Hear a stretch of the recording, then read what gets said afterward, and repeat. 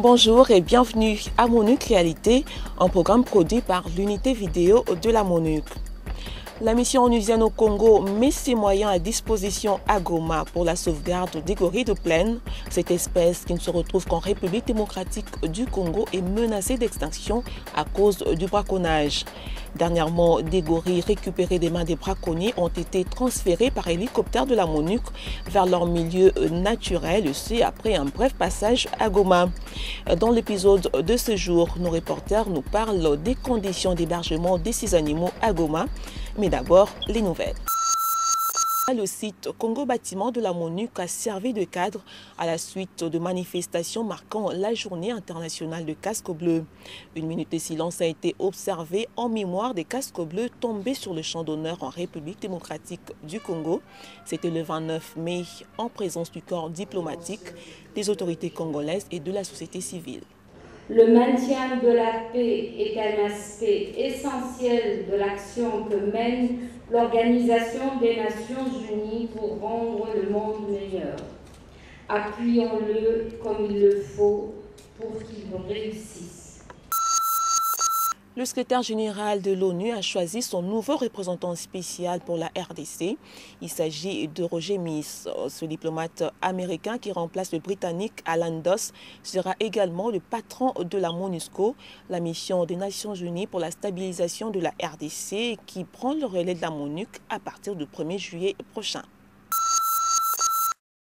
Les gorilles de plaine sont fréquemment la cible des trafiquants qui les capturent vivants pour les exporter ou encore les tuent carrément pour leur viande. Dernièrement, 4 jeunes gorilles ont été récupérés des mains des braconniers à Butembo, Kasugo, Lubero et Walikale. Des ONG locales en collaboration avec l'Institut congolais pour la conservation de la nature et l'USAID ont aménagé un enclos pour les héberger momentanément dans les installations de l'ICCN à Goma. C'était en fait une phase préparatoire au cours de laquelle ces animaux étaient mis en observation avant leur transfert dans leur milieu naturel. C'est un reportage d'Oreb. Le Congo regorge des espèces rares qui font partie du patrimoine mondial. Et parmi ces espèces figurent les gorilles. Juste à côté, dans cet enclos, il y a des gorilles qui y vivent. Vous vous posez la question de savoir pourquoi des gorilles en ville. C'était là aussi ma question. Pourquoi des gorilles en ville? On va le savoir ensemble. Ne nous quittez pas. Oui, bonjour. Bonjour. Ok, j'aimerais juste savoir si vraiment je peux venir visiter les gorilles. J'avais un rendez-vous. Suivez-nous. On va savoir ensemble que font ces gorilles en ville. Ne nous quittez pas, c'est vraiment intéressant. On doit mettre ça parce que les gorilles sont familiarisés à cette couleur. Ce sont les couleurs des caregivers, des gens qui prennent soin des gorilles. Là, je suis en train de protéger mes gants parce qu'on doit protéger les gorilles. Donc, contre tout, peut-être que j'ai touché des choses qui peuvent les contaminer. Et ce sont les notions que nous sommes en train de découvrir. Les gorilles sont très bien protégés. On prend soin des gorilles ici. Maintenant, nous allons visiter les gorilles. C'est dans cet enclos-là. Et on va découvrir. Venez. Venez. My role is the confiscated gorilla rehabilitation manager. So my role is to look after any orphans that are confiscated from poachers. It is illegal to capture and keep a gorilla. Some villages and local NGOs will call to say that they have seen a gorilla in their village. So the local people will contact the local government, ICCN, and because it is against the law to have one of these animals on your property, the police write a letter with ICCN to say we are to take this animal away from you.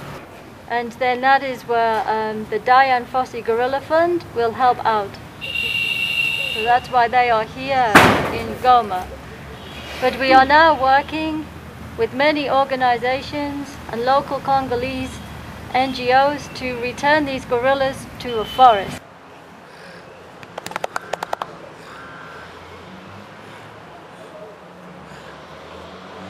Ces animaux, quand ils étaient venus, de l'air vraiment, je ne sais pas si on peut dire d'où ils étaient enlevés, que ces animaux étaient sous dépression, ces animaux étaient traumatisés et que ces animaux n'arrivaient pas à manger ni à boire jusqu'à ce que les gens qu'on appelle caregivers, les gens que vous venez de voir, commencent à se familiariser, à les donner à manger régulièrement. Et aujourd'hui, vous pouvez voir ces animaux qui peuvent jouer, ils ont commencé à jouer. Ils peuvent faire des blagues, ils peuvent s'amuser. On peut parler quelle langue? Français, Swahili? Français. Comment t'appelles-tu? On m'appelle Kakule Sengia Dalmas. Ah, Sengia, je vois vraiment, tu es bien accompagné là. Comment va notre... C'est une dame ou un monsieur? C'est une dame. Comment on l'appelle? On l'appelle Mapendo. Mapendo? Oui. Tu es ici depuis quand? Moi, je suis ici depuis janvier. Ah. Je suis là pour une formation de garde des gorilles. Quoi. Tu peux nous parler un peu vraiment de l'ambiance qui règne ici? Je t'ai vu blaguer avec les gorilles, je t'ai vu jouer avec surtout celle-là. Oui, depuis que je suis là, on m'a entraîné comment jouer avec les gorilles. On m'a appris que jouer avec le gros c'est mieux, il faut que ça m'adapte mieux à moi. Depuis que je suis arrivé là, ils voulaient me mordre, mais avec le temps, ils sont en train de m'habituer à moi et il n'y a plus de problème avec ce gorille. Bon, donc, est-ce que tu as un même message pour les Congolais concernant les gorilles? Ok, je peux dire aux Congolais de protéger ces gorilles, parce qu'avec ces gorilles, c'est parmi les richesses du pays. Quoi. Quand il y a des visiteurs qui viennent visiter ces gorilles, il y a des fonds qu'ils donnent et c'est pour le développement de notre pays. C'est ce que je veux dire à la population congolaise, de ne pas se mettre à la tuerie des gorilles, parce que ça nous apporte quelque chose quoi, de développement. So we are trying to work with the local people, with the school children, with the chiefs of the village to educate, to show them the importance of what gorillas do to their forest, to their local forest. So we want to teach people the value of gorillas in the forest is more long-term for them and their children and their grandchildren than to take a gorilla to try to sell or to kill, to eat. The value is very short and very instant, but if we keep them in the forest, then their value can last for many, many, many years. We don't want to keep these animals here. This is for humans and the forest is for the gorillas. On ne peut pas garder ces animaux éternellement ici parce que la ville c'est pour les humains et la forêt c'est pour les animaux. The Congolese people from Kasuo have donated some of their land, a forest area in which these gorillas will be moved and then they can learn how to live once again in the forest and then hopefully to be free. Dit que vraiment on va transporter ces gorilles parce que ça c'est pas un milieu favorable à ces gorilles. On va les transporter à Kasuo, là où il y a un site bien réservé. Rendons-nous à Kasuo très prochainement. Suivez-nous, ne nous quittez pas.